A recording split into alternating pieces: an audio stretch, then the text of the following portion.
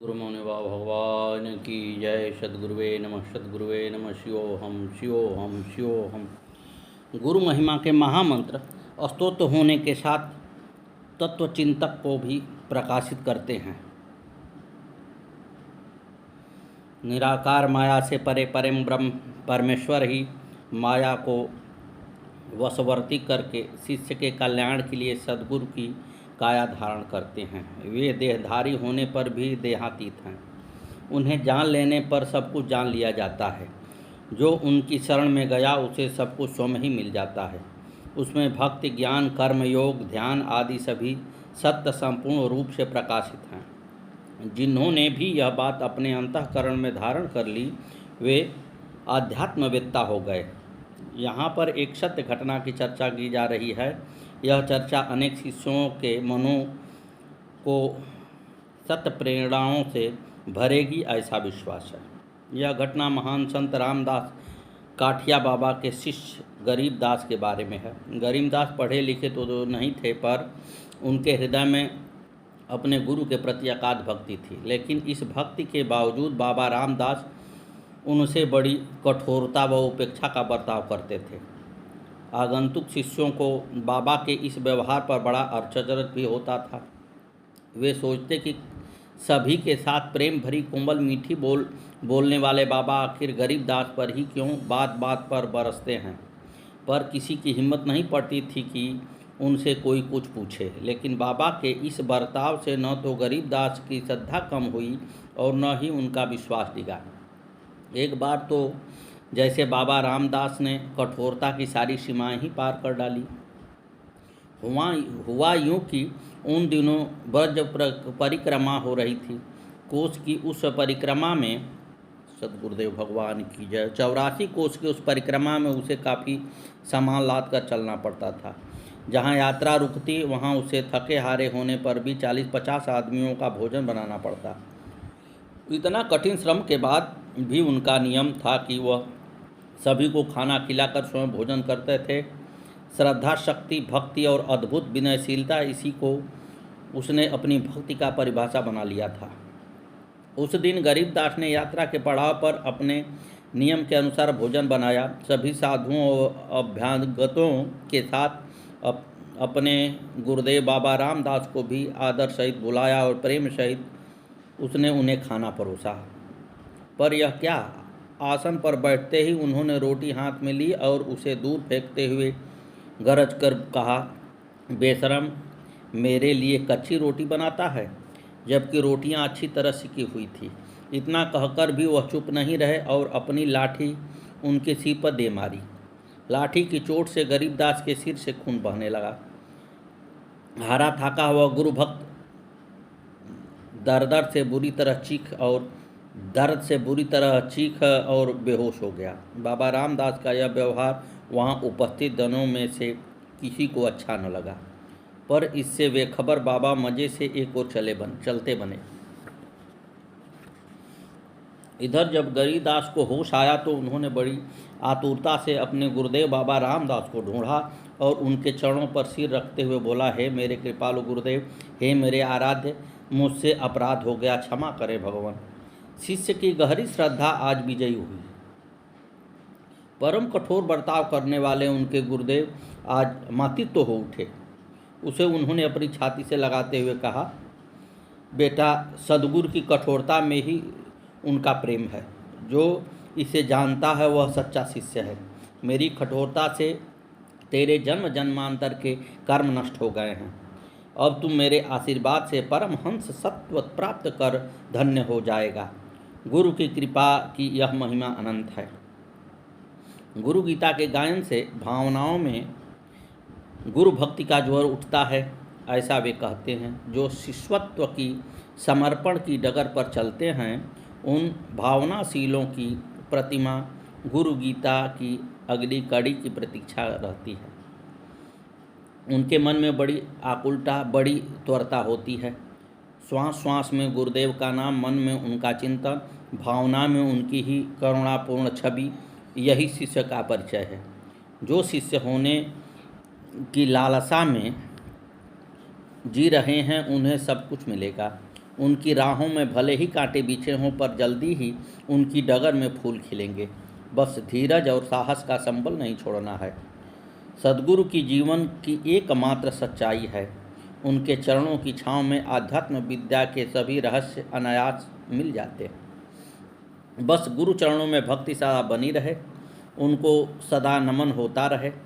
जिनकी अंतः चेतना में सद्गुरु नमन के स्वर मुखरित होते हैं, उन्हें स्मरण होगा कि पिछले मंत्र में यह कहा गया है कि अखंड वलयाकार चेतना के रूप में जो संपूर्ण चराचर में व्याप्त हैं, ब्रह्म तत्व एवं आत्म तत्व के रूप में उन्हीं गुरुवर की चेतना दर्शित होती है। वैदिक ऋचाएँ हों या उपनिषदों के महावाक्य रत्न, सभी गुरुदेव की कृपा से अपना प्रकाश देते हैं। गुरुदेव के स्मरण मात्र से ही ज्ञान उत्पन्न होता है। वे प्रभु ही परम चैतन्य, शाश्वत, शांत एवं आकाश से भी अतीत एवं माया से परे हैं। वे नाद बिंदु एवं काल से परे हैं। उन परम कृपालु सद्गुरु को बारंबार नमन है। गुरु नमन की इस पावन प्रक्रिया को आगे बढ़ाते हुए भगवान भोलेनाथ माँ पार्वती से कहते हैं, अस्थावर जंगम चैव तथा चैव चराचरम व्याप्तवेन जगत सर्वं तस्मै श्री गुरुवे नमः। ज्ञान शक्ति समारूढ़ तत्वमाला विभूषितं भुक्ति मुक्ति प्रदाताय तस्मै श्री गुरुवे नमः। अनेक जन्म संप्राप्तं सर्वकर्म विदाहिने स्वात्वज्ञान प्रभावेण तस्मै श्री गुरुवे नमः। न गुरोर्धिकं तत्त्वं न गुरोर्धिकं तपं तत्त्वं ज्ञानात् परं नास्ति तस्मै श्री गुरुवे नमः। मनन्नाथ श्री जगन्नाथो मद्गुरु श्री जगद्गुरुः ममत्व सर्वभूतात्मा तस्मै श्री गुरुवे नमः। परम आराध्य गुरुदेव इस जड़ चेतन क्षर अचर संपूर्ण जगत में व्याप्त हैं। उन सद्गुरु को नमन है। ज्ञान शक्ति पर आरूढ़ सभी तत्वों की माला से विभूषित गुरुदेव भोग एवं मोक्ष दोनों ही फल प्रदान करने वाले हैं। उन कृपालु सद्गुरु को नमन है, जो अपने आत्मज्ञान के प्रभाव से शिष्य के अनेक जन्मों से संचित सभी कर्मों को भस्मसात कर देते हैं। उन कृपालु सद्गुरु को नमन है। श्री गुरुदेव से बढ़कर अन्य कोई तत्व नहीं है। श्री गुरु सेवा से बढ़कर कोई दूसरा तप नहीं है। उनसे बढ़कर अन्य कोई ज्ञान नहीं है। ऐसे कृपालु गुरुदेव को नमन है। मेरे स्वामी गुरुदेव ही जगत के स्वामी हैं। मेरे गुरुदेव ही जगत गुरु हैं। मेरे आत्मस्वरूप गुरुदेव समस्त प्राणियों की अंतरात्मा हैं। ऐसे श्री गुरुदेव को बारंबार नमन है। सद्गुरुदेव भगवान की जय। श्री मौनी बाबा भगवान नमो नमः। सद्गुरु महिमा का यह मंत्रात्मक स्रोत अपने आप में अनेकों दार्शनिक रहस्यों को समाये है। इसमें श्रद्धा एवं चिंतन दोनों का ही मेल है। सद्गुरुदेव की पराचेतना न केवल सर्वव्यापी है, बल्कि शिष्य के सभी पूर्व संचित कर्मों को नष्ट करने में समर्थ है। सचमुच ही गुरुदेव से श्रेष्ठ अन्य कोई भी तत्व या सत्य नहीं है, क्योंकि जो कर्म के गहनतम रहस्य को जानते हैं, उनके लिए यह बड़ा ही स्पष्ट है कि कर्मों के क्रूर कुटिल कुचक्र से सद्गुरु ही उबारने में समर्थ होते हैं। तभी गोस्वामी तुलसीदास जी ने मानस में कहा है, गुरु बिन भव निधि तरई न कोई, जौ बिरंचि शंकर सम होई। यानी कि श्री गुरुदेव के बिना कोई भी संसार सागर को नहीं पार कर सकता, फिर भले ही ब्रह्मा अथवा शिव की भांति ही समर्थ क्यों न हो। इस सत्य को उजागर करने वाली एक सच्ची घटना यहाँ पर कहने का मन करता है। यह घटना पर मनन करके श्री गुरु की कृपा का अनुभव किया जा सकता है। यह सत्य कथा रूसी संत गुरजिएफर एवं उनके एक शिष्य रुसील मिनकोव के बारे में है। गुरजिएफर महात्मा कबीर की भांति बड़े अक्खड़ फक्कड़ संत हुआ करते थे। वे परम ज्ञानी होने के साथ आध्यात्मिक रहस्यों के महान जानकार थे। इन सब के बावजूद उनका व्यवहार काफ़ी अटपटा, बेबूझ और विचित्र सा होता था। उनके शिष्य समझ ही नहीं पाते थे कि ये क्या और किस लिए ऐसा कर रहे हैं, पर शायद यही शिष्यों की परीक्षा का उनका ढंग था। इसी कसौटी पर वे शिष्यों की श्रद्धा को जांचा परखा करते थे। जो इस आँच परख में सही पाया गया, वही आध्यात्मिक ज्ञान के लिए सुयोग्य पात्र समझा जाता था। रुसील मिनकोव ने अपने संस्मरणों में लिखा है कि उनके साथ वह परीक्षा लगातार 24 सालों तक चलती रही। रुसील लिखते हैं कि वह लगभग 23.5 साल की आयु में गुरजिएफर से मिले थे। बातचीत एवं श्रद्धा की अभिव्यक्ति के क्रम को उन्होंने कहा, गुरुदेव, मैं आत्मविद्या पाना चाहता हूँ। शिष्य की इस चाहत पर गुरजिएफर बोले, ठीक है, मिलेगी, पर देख पाँव जमाकर इस कोठरी में रहना, जो भी हो उसे सहना, भागना मत। पीड़ा, परेशानी, अपमान, तिरस्कार सभी कुछ यदि तू सहता रहा तो समझ तू वह सब पा जाएगा जिसकी तुझे चाहत है। अपने गुरु के इस कथन पर मिनकोव ने हाँ भर दी। हालांकि उसे उस समय भविष्य में आने वाली परेशानियों का कोई अंदाज़ा नहीं था।